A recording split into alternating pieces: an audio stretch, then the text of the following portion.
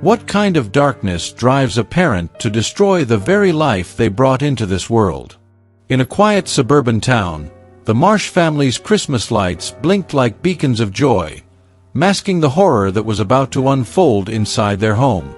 On December 20th, 2024, in the serene neighborhood of Riverdale, California, the holiday season was in full swing. Homes adorned with festive decorations lined the streets, and the Marsh residence on Valley Oak Lane was no exception. The soft glow of multicolored lights framed the windows, casting a warm and inviting hue into the chilly night. Inside, however, the atmosphere was anything but merry. At approximately 7:30 p.m., the tranquility of the evening hours was shattered. A frantic 911 call from Sarah Marsh reported a violent assault by her husband, Aaron Marsh.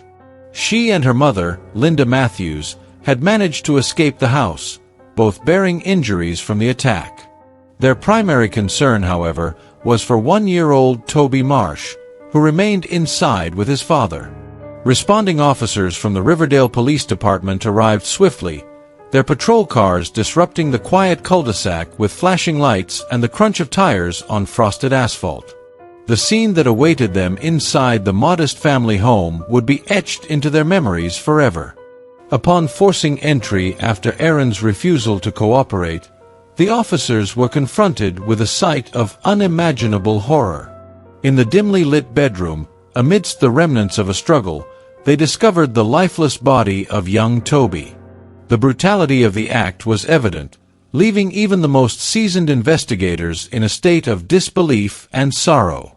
The Marsh family's world had been irrevocably shattered, and the community of Riverdale would soon awaken to the grim news that darkness had crept into their midst, cloaked in the guise of an ordinary neighbor.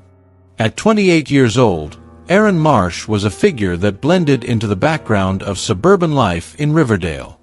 Neighbors described him as quiet and polite, though somewhat reserved. "He kept to himself most of the time," one neighbor said. "He didn't seem like the kind of person to cause trouble." However, those closer to Aaron began noticing a change in his attitude in the months leading up to December 2024. Friends reported a growing detachment. A man who once participated actively in social gatherings now seemed withdrawn, his responses terse and distant. His temper, once mild, became unpredictable, with moments of unexplained anger surfacing even in casual interactions. Financial pressures weighed heavily on the Marsh household. Aaron had struggled to hold down a steady job, a fact that added to his frustrations. While he had no criminal record, witnesses later recounted subtle signs of a man under immense strain, of slow unraveling, as one acquaintance described it. At 27, Sarah Marsh was described as the heart of her small family. Devoted to her 1-year-old son, Toby, Sarah's life revolved around motherhood and building a home filled with love and stability. "She was always smiling, always talking about Toby," recalled a friend. Sarah and Aaron's relationship had not always been fraught with tension. In their earlier years together, they were seen as a loving couple. But as the years progressed, cracks began to form. Financial difficulties and Aaron's growing volatility took a toll on their marriage. Sarah confided in close friends about her struggles, admitting that she felt trapped by Aaron's unpredictable behavior but held on for the sake of their child. On the night of the incident, Sarah sustained injuries while trying to shield Toby from Aaron's rage. Her bravery and quick thinking ultimately saved her own life, but the emotional scars left by the tragedy were immeasurable. As the key witness, Sarah's account would provide investigators with crucial insights into what happened that fateful night. Toby was just 1 year old, a bundle of curiosity and joy whose short life became the focal point of a devastating crime. His laugh was described as infectious, his favorite toys scattered around the Marsh living room, a testament to a childhood cut tragically short. Family and friends spoke of Toby with tenderness, recounting his bright eyes and the way he reached for his mother's arms whenever she walked into the room. "He was just learning to say a few words," a family friend shared tearfully. "He loved animals, especially the little stuffed bear he carried everywhere. Sarah's mother, Linda, had always been a source of strength for her daughter.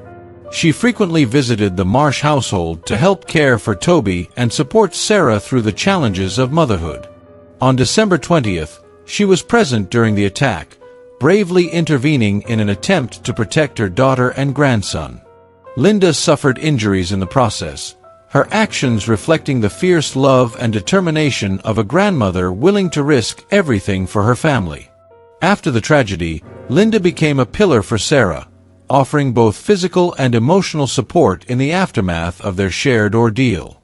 The Marsh family's lives were forever altered that night, but the question remained, what pushed Aaron Marsh, an unassuming father and husband, to commit such a monstrous act? Investigators began to unravel a story of mounting pressures, hidden struggles, and a darkness that no one saw coming. The Marsh family home on Valley Oak Lane was a picture of holiday cheer. Christmas decorations adorned the windows, casting a warm glow that mingled with the scent of pine needles filling the air. Inside, Toby's giggles echoed through the halls, a snapshot of familial bliss, soon to be irrevocably shattered. December 20th, 2024, began like any other day for the Marsh family. However, as the day progressed, Aaron's behavior grew increasingly erratic. Sarah and Linda noticed his unusual agitation, a stark contrast to his typically reserved demeanor. Neighbors later reported hearing a heated argument erupting around 7:30 p.m., marking the ominous onset of the night's tragic events. Without warning, Aaron's simmering agitation exploded into violence. He launched a sudden, unprovoked attack on Sarah and Linda, his actions fueled by a rage that seemed to come from nowhere. In the ensuing chaos, Aaron committed an act so heinous that responding law enforcement officers would later describe it as beyond comprehension. The details of Toby's death are both heartbreaking and horrifying, a brutal end to a young life full of promise. Amid the terror, Sarah's instinct to protect her child propelled her into action. Despite her injuries, she managed to flee the house, her desperate cries piercing the night as she sought help. Collapsing into the arms of a neighbor, she screamed for her son, her pleas a haunting testament to the nightmare that had just unfolded within the walls of their home. As the details of that December night came to light, the community was left grappling with many unsettling questions. It was a frightening scene that officers of the Riverdale Police Department would never forget. The first 911 call came in at approximately 7:42 p.m., with Sarah Marsh's voice barely coherent as she pleaded for help.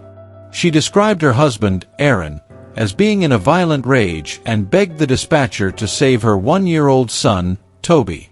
Within minutes, patrol cars sped down the quiet streets of Valley Oak Lane, their flashing lights cutting through the winter darkness. Arriving at the modest family home, officers found Sarah and Linda Matthews outside, bleeding and visibly shaken. Sarah's cries of, "My baby is still inside," propelled officers into immediate action. After gaining entry into the home, they discovered Aaron Marsh sitting motionless in the bedroom, his hands covered in blood. The lifeless body of his 1-year-old son, Toby, and his severed head were found close to him. He offered no resistance as he was apprehended, his expression blank, as though he was detached from the horrific scene around him. Investigators who arrived later that evening described the scene as one of the most harrowing in their careers. The living room bore clear signs of a violent struggle, with broken furniture and scattered objects hinting at the chaos that had unfolded. The Christmas decorations, still glowing softly, stood in stark contrast to the horrific reality that now occupied the space. One officer later recounted, "It's the kind of scene that stays with you forever. You walk in, and you feel the weight of it immediately, the silence, the devastation. It's not something you can prepare for." The investigation team meticulously documented the scene, collecting evidence that included the presumed weapon and traces of Aaron's involvement. As news of the tragedy spread, Riverdale's small, close-knit community struggled to come to terms with the magnitude of the violence that had shattered their quiet corner of the world. But what drove Aaron Marsh to commit such an unspeakable act? Investigators were about to uncover a story of unraveling emotions, hidden struggles, and a darkness that had been brewing for far longer than anyone had realized. In the immediate aftermath of the tragedy, investigators sought to piece together the sequence of events through first-hand accounts. Sarah Marsh, despite her physical and emotional trauma, provided a harrowing narrative of the evening. She recounted how Aaron's demeanor had shifted dramatically in the hours leading up to the attack, describing him as increasingly agitated and uncommunicative. Linda Matthews corroborated Sarah's account, adding that Aaron's eyes seemed distant, as if he were disconnected from reality. When authorities apprehended Aaron, he remained eerily silent. During initial questioning, he offered no explanation, his gaze vacant, leaving investigators to wonder about the turmoil that must have been brewing beneath the surface. The crime scene unit meticulously combed through the Marsh residence, collecting critical pieces of evidence. The presumed murder weapon, a kitchen knife, was recovered, bearing traces of blood matching the victims. Additionally, forensic analysts found no signs of forced entry, supporting the theory that the violence originated from within the household. Fingerprints and DNA samples were collected to conclusively link Aaron to the crime, though the immediate circumstances left little doubt of his involvement. As the investigation deepened, attention turned to Aaron's psychological state. Friends and family painted a picture of a man who had been under significant stress, particularly due to financial pressures and the demands of new parenthood. Some noted that he had become increasingly withdrawn, exhibiting signs of depression and anxiety.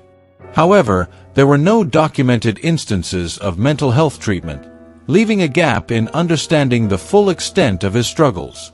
Law enforcement officials, while refraining from speculative conclusions, acknowledged that Aaron's behavior suggested a possible undiagnosed mental health condition. They emphasized the importance of a comprehensive psychological evaluation to determine his state of mind leading up to the crime. As investigators delved deeper into Aaron's past, they uncovered a series of events that hinted at a darkness lurking beneath the surface, a darkness that would ultimately lead to an unthinkable act. The tranquil town of Riverdale was shattered by the tragic events that occurred within the Marsh household. Neighbors who once exchanged warm greetings with the family were left grappling with disbelief and sorrow. In the days following the incident, the community united in mourning, organizing a candlelight vigil in memory of young Toby. Held at the local park, the vigil drew dozens of residents who shared prayers, tears, and memories, their faces illuminated by the soft glow of candles, a poignant tribute to a life taken too soon. Sarah's extended family, overwhelmed by grief, released a heartfelt statement expressing their devastation and the profound void left by Toby's passing. They described him as a joyful child whose laughter brought light to everyone around him. In an effort to support Sarah and Linda during this unimaginable time, relatives initiated a GoFundMe campaign. The community's response was overwhelming, with contributions exceeding $57,000, providing much-needed financial assistance for medical expenses, counseling, and daily necessities as they began the arduous journey toward healing. The harrowing nature of the crime drew significant attention from both local and national media outlets. News vans lined the streets of Riverdale, reporters seeking to capture the community's reaction to the tragedy.